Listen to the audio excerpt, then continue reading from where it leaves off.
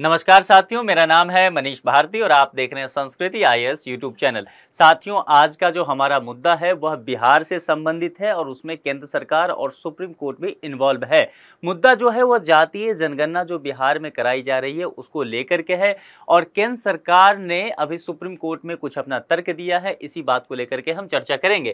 केवल केंद्र सरकार ही करा सकती है जनगणना। यहाँ पर केंद्र सरकार जो है सुप्रीम कोर्ट में अपना यह तर्क दे रही है कि यह अधिकार जो है सरकार के पास नहीं है, केवल केंद्र सरकार के पास है। वह संविधान का भी हवाला दे रही है। उन सब चीजों को हम देखेंगे। यहां पर जातीय जनगणना की बात की जा रही है। उससे पहले अच्छा, यहाँ पर देखिए एक तस्वीर लगी हुई है केंद्रीय गृह मंत्री अमित शाह जी का। तो कहते हैं कि एक तस्वीर जो होता है वो 100 शब्द पर भी भारी होता है। इसका मतलब आपको सीधा समझ जाना है कि यदि केंद्र सरकार के तरफ से जातीय जनगणना कराई जाती हो तो किस मंत्रालय के द्वारा, तो गृह मंत्रालय के द्वारा कराई जाएगी। ठीक है, तो इसका कहने का तात्पर्य यहाँ है। और इस तस्वीर का मतलब यह है कि यहाँ पर बिहार इन्वॉल्व है, बिहार में ये काम हो रही है और सुप्रीम कोर्ट में मामला चल रहा है, इसलिए सुप्रीम कोर्ट की तस्वीर है। तो कई बार आप इन सब चीजों को देख करके आप चीजों को समझ सकते हैं। उससे पहले आपके लिए एक इंफॉर्मेशन है। संस्कृति आईएएस है रक्षाबंधन के अवसर पर विभिन्न कोर्स है, उस पर 50% तक का ऑफर लेकर के आई है। कोर्स है यूपीएससी का फाउंडेशन कोर्स, यूपी पीसीएस का फाउंडेशन कोर्स है, बीपीएससी का फाउंडेशन कोर्स है, यूपीएससी का प्रीलिम्स कोर्स है, एनसीईआरटी कोर्स है और उसके अलावा यदि कोई हिस्ट्री और ज्योग्राफी वैकल्पिक विषय लेते हैं और मोड यह रहता है live course, online, pen drive या फिर डीएलपी रहता है, तो इस पर 50% तक की छूट दी जा रही है। जो समय सीमा तय की गई है वह 29 अगस्त से 1 अगस्त के बीच में। यहां कांटेक्ट नंबर दिया गया है। ईएमआई की सुविधा भी उपलब्ध है। आप इस कांटेक्ट नंबर पर कॉल करके या संस्कृति आईएएस के वेबसाइट पर विजिट करके अधिक जानकारी ले सकते हैं। अब चलते हैं हम अपने सीधे टॉपिक की तरफ। यहां कहा जा रहा है central government only body that can conduct census centre to supreme court on Bihar caste survey. ठीक है, जिस बात की हमने चर्चा की है कि अभी अभी हाल फिलहाल में जो सुप्रीम कोर्ट ने जवाब पूछा था केंद्र सरकार से, तो उस याचिका पर केंद्र सरकार ने सुप्रीम कोर्ट में कहा है कि जनाब देखिए, जो सेंट्रल गवर्नमेंट है वो एकमात्र ऐसी बॉडी है, एकमात्र ऐसी निकाय है, संस्था है जो यह काम बिहार में जो कास्ट सेंसस चल रहा है वह कास्ट सेंसस करवाना यहाँ पर केंद्र सरकार का काम है, जो कि बिहार सरकार करवा रही है, तो उस पर रोक लगा देना चाहिए। प्रमुख बिंदु क्या है? सुप्रीम कोर्ट बिहार की जातिगत जनगणना को लेकर के याचिका दायर की गई थी, उस पर हम चर्चा करेंगे। याचिका को डिटेल से देखना हमारे लिए जरूरी हो जाएगा, क्योंकि बहुत सारे जो मुद्दे हैं वहां पर उभर करके सामने आएंगे। केंद्र सरकार, जैसा कि पहले कहा था कि गृह मंत्रालय की तरफ से होगा, एकमात्र निकाय हो जो जनगणना करा सकती है। जातिगत जनगणना की बात की जा रही है। केंद्र सरकार का तर्क क्या है वो विस्तार से देख लेते हैं। केंद्र सरकार ने कहा कि देखिए, जनगणना कराने का जो काम है ना, वह संघ सूची का विषय है। हम चर्चा करेंगे। आप जानते हैं कि राज्य सूची होता है, संघ सूची होता है, संवर्ती सूची होता है। तो संघ सूची का विषय जो होता है, संघ उन सूची से संबंधित नियम कानून बना सकती है, उन मुद्दों पर कार्य कर सकती है। जनगणना अधिनियम 1948 की धारा 3 का हवाला दे रही है। यहाँ पर केंद्र सरकार सुप्रीम कोर्ट में कह रही है कि इसके तहत कहा गया है कि केवल केंद्र सरकार, ये शब्द मेंशन है, जो जनगणना कराने का अधिकार रखती है। इसीलिए बिहार राज्य ऐसा कर रही है, तो वह इस कानून के खिलाफ जा रही है। 7वीं अनुसूची का भी यहाँ पर संविधान के तहत जिक्र करते नजर आती है केंद्र सरकार सुप्रीम कोर्ट में। कहा कि 7वीं अनुसूची जो है संघ सूची में शामिल प्रविष्ट 69 के तहत शक्तियों का प्रयोग करके जनगणना अधिनियम 1948 के तहत यह काम कर सकती है। यहाँ पर चलते हैं 7वीं अनुसूची संविधान का देखते हैं, तो उसमें 3 बातें कही गई है। 3 तरह की सूची लगाया गया है, संघ सूची, राज्य सूची और संवर्ती सूची। संघ सूची कहने का मतलब है यह केंद्र सरकार के अधीन है, यानी कि केंद्र सरकार इन सभी विषयों पर कार्य कर सकती है। राज्य सूची जो है, संबंधित राज्य सरकार जो है उनको कुछ सब विषय वस्तु दिए गए हैं, उससे संबंधित विषयों पर कानून बना सकती है, उसका शक्ति है, वह अधिकार रखती है। और संवर्ती सूची का मतलब क्या हुआ? सेंट्रल प्लस स्टेट की बात की गई है। बहुत सारे ऐसे मुद्दे होते हैं जहां पर केंद्र सरकार और राज्य सरकार दोनों ही का अधिकार बनता है कि उन मुद्दों पर कानून बना सकती है और क्रियान्वयन भी कर सकती है। तो यह बातें यहाँ कही गई है। आप डिटेल से, आपके लिए होमवर्क रहा आज, आप इसको और थोड़ा डिटेल से देखिए। और होमवर्क यह रहा कि संघ सूची, राज्य सूची और संवर्ती सूची में कितने कितने विषय हैं। जानबूझ के मैं नहीं बताया हूँ, आप कमेंट बॉक्स में इसे जरूर लिखिए। चलिए आगे बढ़ते हैं। सुप्रीम कोर्ट में चुनौती क्यों दी गई? बिहार में जातिगत जनगणना हो रहा था, चलिए अच्छी बात है, लेकिन फिर सुप्रीम कोर्ट में यह मामला क्यों आ गया? देखिए, याचिकाकर्ता जो है गैर सरकारी संगठन, यानी कि एक एनजीओ है, एक सोच एक प्रयास, ये एनजीओ का नाम है, और यूथ फॉर इक्विटी, ये दो एनजीओ हैं, इन्होंने याचिका लेकर के ये पहुंचते हैं। बिहार सरकार द्वारा केंद्र सरकार की शक्तियों को हड़पने का प्रयास किया जा रहा है, ये एनजीओ यहाँ पर सुप्रीम कोर्ट में कहती हुई नजर आ रही है। सर्वेक्षण को अधिसूचित करने वाला बिहार सरकार का 6 जून 2022 का आदेश असंवैधानिक है, क्योंकि यहाँ पर वही संविधान की 7वीं अनुसूची का हवाला दिया जा रहा है सुप्रीम कोर्ट में और कहा जा रहा है कि यह संविधान के तहत न्याय संगत नहीं है, इसीलिए इसको रद्द कर दिया जाए, ये काम पे रोक लगा दिया जाए। 7वीं अनुसूची की संघ सूची की प्रविष्टि 69 के कारण केंद्र सरकार संविधान के तहत जनगणना कराने के लिए विशेष रूप से अधिकार रखती है, अधिकृत एकमात्र निकाय है।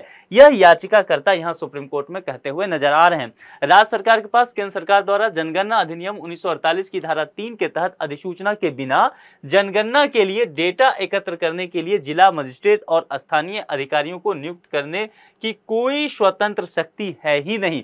तो जब इस तरह की शक्ति नहीं है, फिर बिहार सरकार इस तरह का काम क्यों कर रही है? बिहार सरकार केंद्र सरकार के शक्तियों का प्रयोग क्यों कर रही है, जो कि संघ सूची का विषय है, 7वीं अनुसूची में स्पष्ट बताया गया है। लेकिन बिहार सरकार जो है केंद्र सरकार के कार्यों का या उसके शक्तियों का प्रयोग करती नजर आ रही है, इसीलिए यह असंवैधानिक है, ऐसा याचिकाकर्ता जो है सुप्रीम कोर्ट में कहते नजर आ रहे हैं।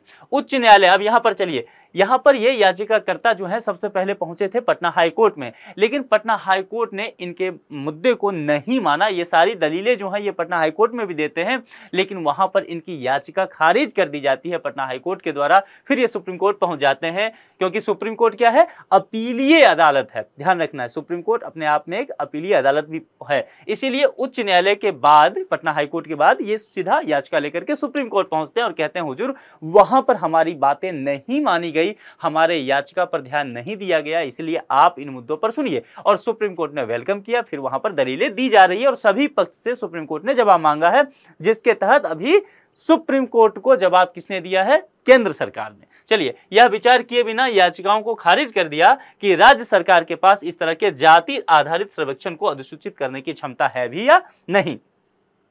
सभी नागरिकों को जाति की पहचान थोपना संवैधानिक रूप से अस्वीकार्य है, भले ही वे राज्य की योजनाओं का लाभ लेना चाहते हो या नहीं। ये याचिका में ये बातें भी की गई है कि इससे क्या होगा, जातिवाद की जो व्यवस्था है वो और प्रबल हो जाएगी, मजबूत हो जाएगी हमारे समाज में।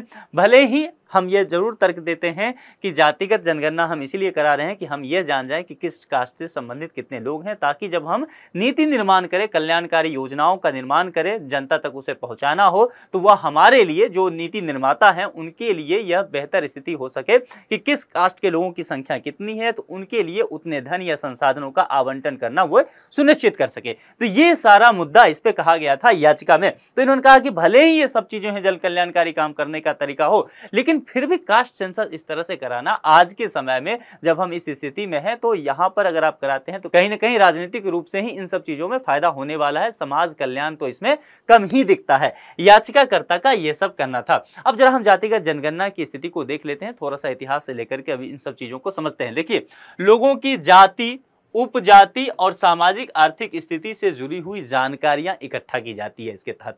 यानी कि अभी देखेंगे बिहार में जो अधिकारी जो बनाए गए हैं, जो भी इस कार्य के लिए नियुक्त कर्मचारी हैं, वो घर घर जाकर के लोगों से मिलते हैं। बहुत जितने भी जनसंख्या बिहार की है, उन सभी को, जितनी भी जातियां हैं, उनको कोड में डिवाइड कर दिया है बिहार सरकार ने। ठीक है, 1 2 3 4 5, किसी का 140 है, किसी का 120 है, विभिन्न जातियों का कोड दे दिया गया है। तो वे कर्मचारी जाकर के उनसे कुछ प्रश्न करते हैं, आप किस जाति से हैं, आप किस उपजाति से हैं, आपकी सामाजिक आर्थिक स्थिति जानने की वो कोशिश करते हैं कि आपके पास संसाधन क्या है, आपके घर में किन के लोगों की नौकरी है, ताकि ये आंकड़ा भी निकल के सामने आ जाए। तो सेंसस जब होता है तो इस तरह की सारी आंकड़े जो है जुटाए जाते हैं। 6 जून 2022 को, यानी कि पिछले साल की बात की जा रही है, बिहार सरकार जाति सर्वेक्षण के लिए अधिसूचना जारी करती है, नोटिफिकेशन जारी करती है। बिहार सरकार ने पहले बहुत कहा था केंद्र सरकार से कि जनाब आप एक ऐसा काम कीजिए कि केंद्र के स्तर पर, चूंकि आपका ये काम है, 7वीं अनुसूची आपको ये अधिकार देती है, तो आप क्या करिए, राष्ट्रीय स्तर पर जातिगत जनगणना करवा लीजिए। लेकिन केंद्र सरकार उस वक्त के इस कार्य के लिए तैयार होती हुई नहीं नजर आती है। फिर जाकर के बिहार सरकार कहती है कि ठीक है, हम अपने से इस काम को कराएंगे और इसका खर्चा भी हम ही बहन करेंगे। ऐसा बिहार सरकार ने किया भी, और 6 जून 2022 को एक नोटिफिकेशन निकाला और उस नोटिफिकेशन के अंतर्गत उसने जातिगत सर्वेक्षण कराने का कार्य किया। 7 जनवरी 2022 को जाति सर्वेक्षण का कार्य बिहार में शुरू हो जाता है। 4 मई 2023 को पटना हाईकोर्ट ने सर्वे पर अंतरिम रोक लगा दिया था। जब ये सब मामला काफी उभर के सामने आया, याचिका वगैरह पहुंचा, तो पटना हाईकोर्ट ने कहा कि मामला अभी थोड़ा सा रोक दीजिए, हमें देख लेने दीजिए कि क्या पूरा मसला है, उसके बाद आप काम कीजिएगा। तो उस वक्त अंतरिम रोक लग गया था और हाईकोर्ट यह देख लेना चाहती थी कि बिहार सरकार के पास इस तरह के सर्वे कराने का कोई कानूनी अधिकार है या कि नहीं, वह जान लेना चाहती थी। यहाँ ध्यान देना है, जब हाईकोर्ट ने पूछा था बिहार सरकार से, तो बिहार सरकार ने एक बहुत अच्छा शब्द का प्रयोग किया और उसने कहा कि हम जनगणना नहीं कर रहे हैं, हम सेंसस कर ही नहीं रहे हैं, हम क्या कर रहे हैं, सर्वे कर रहे हैं, सर्वेक्षण का काम कर रहे हैं। तो जो जनगणना का काम है वह 7वीं अनुसूची में जो लिखा हुआ है, वह संघ सूची का जो विषय है, वह केंद्र सरकार के पास उसकी शक्ति है, लेकिन हम तो सर्वे करा रहे हैं और हमारा ध्येय बस इतना है कि हम सर्वे करा लें ताकि हम चीजों से स्पष्ट हो जाएं और उसके तहत हम जो है कल्याणकारी योजनाओं का क्रियान्वयन समुचित ढंग से कर सकें। बिहार सरकार का यह तर्क रहता है पटना हाईकोर्ट को। पटना हाईकोर्ट इस बात को मानने के लिए भी लगभग तैयार हो जाती है। 1 अगस्त 2023 को पटना उच्च न्यायालय राज्य की कार्रवाई पूरी तरह से वैध पाती है जब यह तर्क देती है बिहार सरकार, सर्वेक्षण का उद्देश्य पिछड़े वर्गों, अनुसूचित जातियों और अनुसूचित जनजातियों की पहचान करना है। राज्य सरकारें सकारात्मक कार्रवाई और सामाजिक शैक्षणिक रूप से पिछड़े वर्गों की उन्नति सुनिश्चित करने के लिए केंद्र सरकार द्वारा जाति जनगणना कराने का इंतजार नहीं कर सकती, ऐसा भी तर्क दिया गया। कि हमने केंद्र सरकार से बहुत कहा लेकिन केंद्र सरकार मानती हुई नहीं नजर आती है, लेकिन हमें अपने यहाँ जन कल्याण के कार्य में बाधा आ रही है, इसीलिए हमें ऐसा करना लाजमी हो गया। यह निकल के सामने आता है। 2 अगस्त 2023 जो है सर्वेक्षण का कार्य शुरू हो गया और अंतिम सर्वेक्षण रिपोर्ट जो है सितंबर 2023 में आने की उम्मीद की जा रही है। अभी हाल ही में बिहार के मुख्यमंत्री नीतीश कुमार ने यह बयान दिया कि जो ये सर्वे का कार्य है वह पूरा हो चुका है, आंकड़े आ चुके हैं, उस आंकड़ों की कुछ और एनालिसिस की जानी है। फिर उम्मीद की जा रही है कि सितंबर महीने तक, हो सकता है सितंबर के लास्ट वीक में पूरे आंकड़े जारी कर दिए जाए, ये बातें की गई है। हालांकि याचिकाकर्ता यही बात सुप्रीम कोर्ट कहने के लिए पहुंचे हैं कि वो जो आंकड़ा है, अब ये तो पहले कहा गया कि आप इसके सर्वे पे ही रोक लगा दीजिए, लेकिन अब बिहार के मुख्यमंत्री अभी कल परसों ही कहे हैं कि वो हो गया, सर्वे का काम तो हमने पूरा करा लिया। तो यहाँ पर कम से कम याचिकाकर्ता यह कहते हुए नजर आएंगे सुप्रीम कोर्ट में कि उस आंकड़ों को जारी मत करने दीजिए आप, है ना, कम से कम वहां आप रोक लगा दीजिए, यह बातें की जाएगी। अब यहाँ पर जाति जनगणना क्यों जरूरी है और जाति जनगणना क्यों नहीं जरूरी है, इसके अपने पक्ष और विपक्ष में काफी तर्क दिए जाते हैं बुद्धिजीवियों के द्वारा, सामाजिक वैज्ञानिकों के द्वारा। हमारा काम क्या है कि हम किसी भी विषय, एक विषय के साथ ना जाते हुए तटस्थ होकर के दोनों पक्षों को सुने, चिंतन मनन और सृजन करें, और जब हमें मेंस में आए या एसए में आए या एथिक्स में इससे संबंधित केस स्टडी आए तो हम आराम से लिख करके मार्क्स लेकर के सिलेक्ट हो जाएं, ठीक है, और इन चीजों को बेहतर ढंग से समझ ले। हमारा राजनीति में जाने का कोई विशेष दिलचस्पी नहीं है, ना ही उद्देश्य हमारा है, ठीक है। इसीलिए हम क्या करेंगे, जाति जनगणना के पक्ष को भी देखेंगे, जाति जनगणना के विपक्ष को भी देखेंगे, दोनों ही तर्क को समुचित ढंग से समझने का हम लोग प्रयत्न करेंगे। अब जाति जनगणना के पक्ष में क्या तर्क दिए जा रहे हैं, देखिए, जाति जनगणना के पक्ष में यह तर्क दिया जा रहा है कि निश्चित तौर पर हाशिए पर जो लोग हैं, वंचित समुदाय जो है, उनका सही आंकड़ा तो हमारे पास होना चाहिए, तभी तो हम संसाधन उन तक पहुंचा पाएंगे, ठीक है। अच्छा, एक बात और ध्यान रखिएगा, जब मैं आपको पक्ष की बात बताऊंगा तो मैं पूरी तरह से जाति जनगणना का समर्थक नजर आऊंगा, ठीक है, लेकिन जब मैं विपक्ष की बात बताऊंगा तब मैं आपको पूरी तरह से जाति जनगणना के विपक्ष में खड़ा हुआ व्यक्ति बताऊंगा, और यही खूबी आप में होनी चाहिए, ठीक है, ताकि आप बहुत अच्छे से, और फिर उसके बाद हम क्या करेंगे, एक कंक्लूजन तक पहुंचे, एक ऑप्टिमिस्टिक कंक्लूजन तक पहुंचे, है ना, जहां समाधान की गुंजाइश हो, ठीक है, वहां तक पहुंचने की हम कोशिश करेंगे। यही आपसे उम्मीद की जाती है यूपीएससी के द्वारा। तो यहाँ पर हाशिए पर पड़े जो लोग हैं उनकी गणना करना जरूरी है। मान लीजिए 10 व्यक्ति ऐसे हैं और 10 व्यक्ति को चाहिए कि एक क्लासरूम है जिस क्लासरूम में आप पढ़ते होंगे, और कुछ बच्चे आए और उनका पता चला कि बैठने के लिए चेयर उनके पास नहीं है, तो निश्चित तौर पर संस्कृति आईएएस मैनेजमेंट के पास ये जानकारी होनी चाहिए ना कि क्लासरूम में इस दिन कितने एक्स्ट्रा बच्चे आ गए हैं जिनको चेयर चाहिए। अब उचित आंकड़ा रहेगा तभी तो बाहर से चेयर की व्यवस्था की जाएगी। अब कुछ कह रहे हैं, कुछ से समझ में तो आएगा नहीं। हाँ, हमने देख लिया, जा करके देखा गया कि हाँ 5 या 10, मान लेते हैं 8 आंकड़ा है, 8 लोग जो हैं जो चेयर जिनको नहीं मिला है, तो बाहर से जो बंदे हैं ऑफिस बॉय वो 8 चेयर ला करके आपको दे देंगे। तो क्या हुआ, आपके पास सही आंकड़ा था तभी तो आप संसाधन मुहैया करा पाए। यही बात बिहार सरकार कह रही है कि जनाब हम तो सिर्फ इसलिए ये सर्वे करवा रहे हैं कि यहाँ पर जो वंचित लोग हैं उन तक हम चाह रहे हैं कि जन कल्याण का कार्य पहुंचे, वहां तक संसाधन उचित आवंटन हो सके। इसके लिए आंकड़ा तो पहले हमारे पास हो कि कितने लोग वंचित समुदाय से हैं, कितने लोग ऐसे हैं जिनका जीवन स्तर जो है वो संसाधनों के अभाव में चल पा रहा है। तो निश्चित तौर पर यहाँ तो ये तर्क जायज नजर आता है। नीति निर्माण के लिए डेटा का होना बेहद जरूरी है, जिसकी चर्चा अभी हमने कर ही ली कि कोई भी काम आप करेंगे उससे पहले, प्लानिंग करने से पहले पता तो चले कि कितने लोगों की प्लानिंग करना है। आप अपने यहाँ मुखर्जी नगर में रूम पे पार्टी देते होंगे फ्रेंड्स को, तो बताते होंगे ना अपने कुक को, या आप खाना बनाते होंगे तो कि भाई कितने लोग आज आपके यहाँ रात में डिनर करने आ रहे हैं, उसी के अकॉर्डिंग तो आप व्यवस्था करेंगे। तो यहाँ यही कहा जा रहा है कि डेटा की जो बात की जा रही है, भाई नीति निर्माण करोगे तो आप पहले पता करो कि कितने लोगों के लिए संसाधनों का आपको इंतजाम करना है, यही बात की जा रही है। अच्छा, जातियों के संबंध में बिना विश्वसनीय आंकड़ों के सामाजिक कल्याण योजनाएं सही तरीके से नहीं लागू की जा सकती है। एक अंदाजा लगा के आप नहीं कर सकते हैं कि फंडिंग कैसे होगा। और बिहार जैसे राज्य जहां पर वो ऑलरेडी जो है एक पिछड़ा हुआ राज्य है, जहां फंडिंग की बहुत समस्या है, वहां पर यदि आप अंदाजा लगा करके काम करते नजर आएंगे तब तो और भी विकट स्थिति उत्पन्न हो जाएगी। पिछड़े वर्गों की गणना से उसकी शैक्षिक, आर्थिक और सामाजिक स्थिति के बारे में भी महत्वपूर्ण जानकारी पता चल जाएगी। शैक्षणिक स्थिति के बारे में पता चलेगी तो निश्चित तौर पर इन्हें जो है, इनके जीवन स्तर में, शिक्षा में क्या सुधार हो रहा है यह देखा जाएगा। इनका नामांकन हो रहा है स्कूल में कि नहीं यह देखा जाएगा। नामांकन हो रहा है तो क्या बीच में वो स्कूल छोड़ देते हैं यह देखा जाएगा। बीच में स्कूल छोड़ देते हैं तो कारण क्या है, तो चलो मिड डे मील है उसको और थोड़ा सही कर दो। यदि इसमें देखा जाएगा कि क्या स्कूल ड्रॉप आउट में लड़कियों की संख्या ज़्यादा है या लड़कों की संख्या ज़्यादा है, यदि लड़कियों की संख्या ज़्यादा हुई तो लड़कियों के लिए अलग तरह की योजनाएं चलाई जाएगी। समझ रहे हैं मैं आपको क्या कहना चाह रहा हूं? इसके लिए ये डेटा होना चाहिए। आर्थिक एक सामाजिक कारण, ये दोनों कारण भी तो हैं कि क्या सामाजिक स्तर किस तरह से बढ़ रहा है, आर्थिक स्तर किस तरह का है लोगों का, इस सब चीज़ों के लिए डेटा होना चाहिए। और यहाँ पर न्यायिक समर्थन की बात की गई है। न्यायिक समर्थन कहने का मतलब है कि बहुत बार ऐसा हुआ है, भारत के विभिन्न हाई कोर्ट में हुआ है, सुप्रीम कोर्ट में हुआ है, आपने विभिन्न आर्टिकल में पढ़ा होगा कि जब भी आरक्षण के संबंध में डिबेट होता है तो यहाँ यही कहा जाता है कि पर्याप्त डेटा उपलब्ध नहीं है, तो आरक्षण का फायदा किस तरह से दिया जाए ना दिया जाए, बातें घूम घूम के लगातार चलती रहती हैं, लेकिन डेटा पर्याप्त ना होने के वजह से कोई भी ठोस जो कार्रवाई है वह नहीं हो पाता है।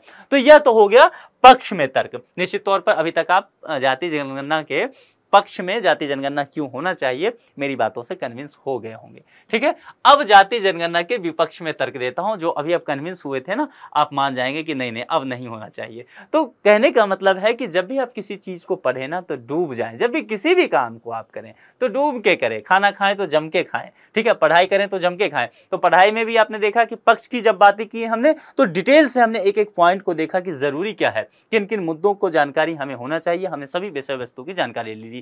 अब हम विपक्ष की जब बात करेंगे तो फिर हम देखेंगे जाति के भीतर जाति की बात की जाती है। मैंने कहा कि ये सर्वे जो बिहार सरकार कर रही है तो जाति तो जान ही रही है, कोडिंग कर दिया है, उपजाति जान रही है। आपको नहीं लगता कि समाज की जो स्थिति है इससे और विकट हो जाएगी? निश्चित तौर पर अभी अगर आप, जब बिहार में ये सर्वे चल रहा था और वहां पर न्यूज पर आप नजर रख रहे थे तो विभिन्न जो समुदाय हैं उनके बीच असंतोष की भावना दिख रही थी, विद्वेष की भावना दिख रही थी। बहुत समुदाय चाह रहे थे कि मुझे फलाने उपजाति में नहीं फलाने उपजाति में डालिए। मैं यह नाम नहीं लेना चाह रहा हूं, लेकिन आप इसको इशारे में समझिए। इससे क्या होता है कि उनको लगता है कि इस उपजाति में, मान लीजिए एक उपजाति इस लेवल पे है और एक उपजाति इस लेवल है, तो यहाँ जो है, यहाँ जो लोग जीवन बसर करेंगे उनको कम संसाधन मिलेगा, हो सकता है बहुत तरह की सरकारी योजनाओं में इन्हें कम छूट मिलेगी। ये क्या चाहेंगे कि ये इस लेवल का जो है मुझे इस लेवल में शामिल कर लीजिए, ठीक है, ताकि यहाँ संसाधनों का जो लाभ है वो मुझे अधिक से अधिक मिल सके। तो दोनों समुदाय में टकराहट की गुंजाइश बन सकती है, होड़ लग सकता है।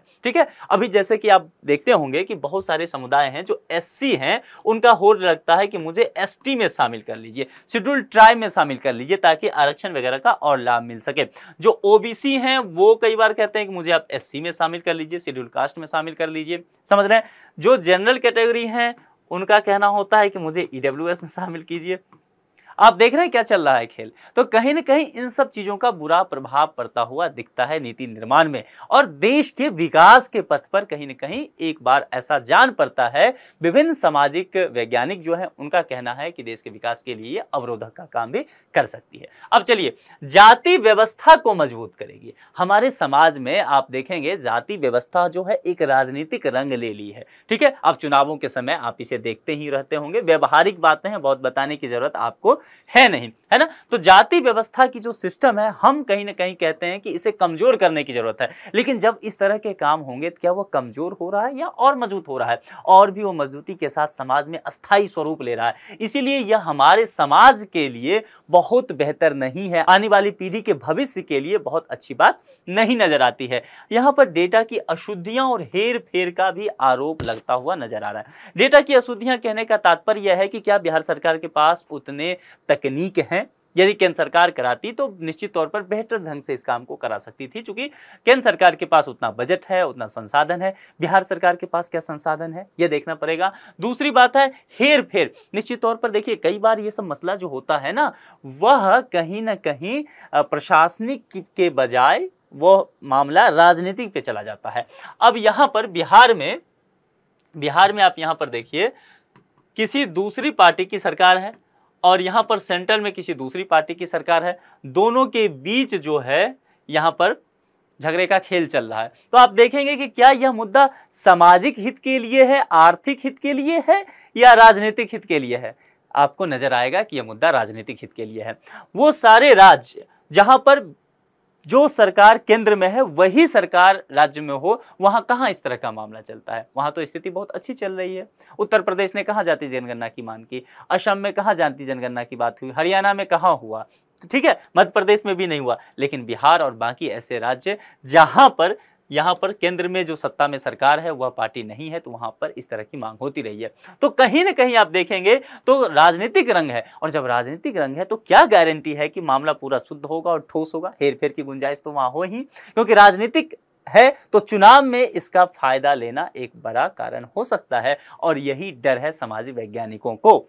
जातिगत जनगणना में एकत्र किए गए डेटा को राजनीतिक या अन्य हितों की पूर्ति के लिए हेरफेर किया जा सकता है, जिसकी चर्चा हमने इतने डिटेल से कर ही लिया। अब एक मामला और आता है सामाजिक, आर्थिक और जाति जनगणना 2011 में। इसको समझ लीजिए और इसको आप नोट कर लीजिए, इंपॉर्टेंट टॉपिक है, ठीक है। यहां पर क्या कहा जा रहा है, पहले थोड़ा हिस्ट्री देख लेते हैं। साल 1931 तक भारत में जातिगत जनगणना होती रहती थी। 1941 में जनगणना के समय जाति आधारित डेटा एकत्रित किया गया, लेकिन उसका प्रकाशन नहीं किया गया था। आप जानते हैं कि भारत में हर 10 साल पर जनगणना होता है, सेंसस होता है ना, 2011 में हुआ, 2021 अभी उसका आंकड़ा बाकी है। तो कहने का मतलब है कि हर 10 साल में ये होता है। तो 1941 में जो जनगणना हुआ था, सेंसस हुआ था, उस समय जाति आधारित डेटा भी जुटाया गया था, लेकिन उसे पब्लिश सरकार ने लोगों के समक्ष नहीं किया। उसके बाद 41 के बाद कब होगा, 51 में, 10 साल बाद। वर्ष 1951 से 2011 तक की जनगणना में प्रत्येक बार अनुसूचित जाति और अनुसूचित जनजाति का डेटा एकत्रित किया गया, लेकिन ओबीसी और दूसरी जातियों का नहीं। ध्यान देना है, एससी और एसटी का तो डेटा हमने एकत्रित कर लिया, लेकिन ओबीसी, जनरल, बाकी लोग जो है इनका डेटा हमने एकत्रित नहीं किया।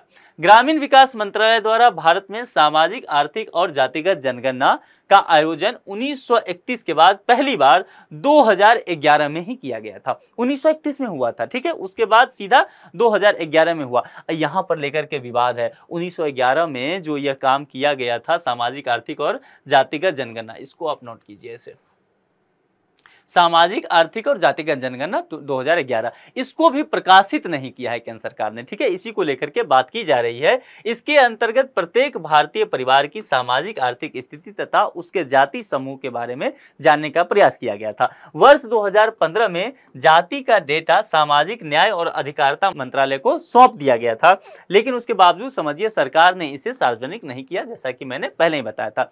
सितंबर 2021 में सुप्रीम कोर्ट में दायर एक हलफनामे में केंद्र सरकार सरकार ने कहा कि डेटा में खामी है। सुप्रीम कोर्ट में जब ये मामला पहुंचा, सुप्रीम कोर्ट ने कहा कि भैया क्या दिक्कत है, आपने सारा काम करा नहीं लिया, प्रकाशित कर दीजिए। तो केंद्र सरकार ने तर्क दिया कि जनाब ऐसा है कि इसमें जो हमने डेटा एकत्रित किया है उसमें कुछ खामियां हैं, तो हम खामियों के साथ इसे पब्लिश नहीं कर सकते हैं, सार्वजनिक नहीं किया जा सकता है। उस समय से मामला जो है फिर ठंडे बस्ते में है। सरकार यही तर्क लगातार देती रही है और राज्य सरकारें जो हैं वह कहती रही हैं कि आप जातिगत जनगणना कराइए। ध्यान देना है, राज्य सरकार का जब मैं नाम ले रहा हूं, निश्चित तौर पर आपके दिमाग में राजनीतिक पार्टियों का नाम आना चाहिए कि होता क्या है, व्यवहारिक रूप से किसी दो दल का अलग अलग जगह सेंट्रल में और स्टेट में अलग अलग दल जब सत्ता में होते हैं तो इस तरह की टकराहट देखने को मिलती है। हमें राजनीतिक मुद्दों पे नहीं जाना है, हमारा काम इतना ही पर खत्म हो जाता है। हमें चीज़ों को समझ लेनी है, 150 वर्ड में जान लेना है, 250 वर्ड में जाना है, मेंस लिखने जाना है, मेंस लिख करके आंसर लिख करके सिलेक्शन ले लेना है और आईएएस बन के फिर जाकर के समाज सेवा में लग जाना है। तो ये था मुद्दा। इस पर एक संभावित प्रश्न भी है और प्रश्न तो आप जानते ही हमारा फितरत, मैंने कभी जवाब दिया ही नहीं आपको, तो जाहिर सी बात है इस प्रश्न का भी जवाब मैं देने वाला नहीं हूँ। लेकिन आप लोग बहुत अच्छा करते हैं कि मैं जवाब नहीं देता हूँ, इसका कारण यह है कि मैं लेक्चर में उसकी बात किया होता हूँ, ठीक है। हाँ, आप पूरी ईमानदारी से उसका जवाब दे रहे हैं कमेंट बॉक्स में, मैं लगातार देख रहा हूँ। आप में से बहुत सारे लोग तो यह भी बताते हैं कि कोई विकल्प सही नहीं है, तो क्यों नहीं है, और मैं ऐसे ही लोगों के जो कमेंट होते हैं उसको पढ़ता हूँ, क्योंकि वही सही तरीका है अध्ययन अध्यापन का, खास करके प्रीलिम्स के क्वेश्चन सॉल्व करने का, कि आप यह जान जाएं कि विकल्प सही नहीं है तो क्यों नहीं है। चलिए, निम्नलिखित में से किस मंत्रालय द्वारा भारत में सामाजिक, आर्थिक और जातिगत जनगणना 2011 में आयोजन किया गया था, जिसे सरकार ने प्रकाशित नहीं किया, उसी की बात कर रहा हूं। ग्रामीण विकास मंत्रालय, गृह मंत्रालय, विधि मंत्रालय, सामाजिक न्याय और अधिकारिता मंत्रालय। ये 4 विकल्प दिए गए हैं। चारों विकल्प में से जो भी सही लगे आप कमेंट बॉक्स में लिख लीजिएगा। आप में से बहुत सारे लोगों का लगातार डिमांड आ रहा था कि सर प्रीलिम्स का तो प्रश्न डालते हैं, मेंस का प्रश्न नहीं डालते, हम लोग प्रैक्टिस नहीं कर पाते हैं। क्योंकि मैं समझ गया कि आप लोग चाहते हैं कि हम जब इतना सारा डिबेट किए हैं, करीब करीब 20 मिनट या आधा घंटा समय दे रहे हैं चीज़ों को देखने के लिए, तो एक क्वेश्चन भी मिल जाए और उसी टॉपिक पर हम क्वेश्चन फ्रेम करके देख लें या लिख करके देख लें। ये बहुत अच्छी सोच है, मैं अप्रिशिएट करता हूं। और इसीलिए आज के इस लेक्चर में हमने मेंस का भी एक क्वेश्चन ले आया है। आपको क्या करना है कि मेंस का ये क्वेश्चन कमेंट बॉक्स में लिखिए, या कम से कम फ्रेमिंग बताइए कि आप इंट्रो में क्या लिखेंगे, मेन बॉडी में किस किस पक्ष को शामिल करेंगे और आपका कंक्लूजन क्या होगा। आप 1-2 लाइन में भी मुझे समझा सकते हैं ताकि मैं समझ जाऊं कि मामला जो है अब आपके पकड़ में है। जातिगत जनगणना के पक्ष और विपक्ष में तर्क देते हुए वर्तमान समय में इसकी आवश्यकता पर चर्चा कीजिए।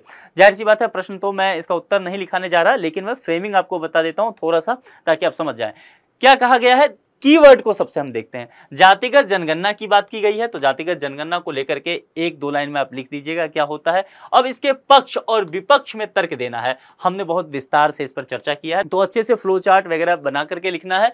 और वर्तमान समय में इसकी आवश्यकता क्या है, तो वर्तमान समय में इसकी क्या क्या आवश्यकता है, 4-5 पॉइंट देते हुए फिर लास्ट में आपको कंक्लूजन लिख देना है, ठीक है। तो इस लेक्चर में इतनी बातें रखते हैं। किसी दूसरे लेक्चर में किसी दूसरे मुद्दे के साथ आपसे मुलाकात होगी। तब तक अपना ख्याल रखिए।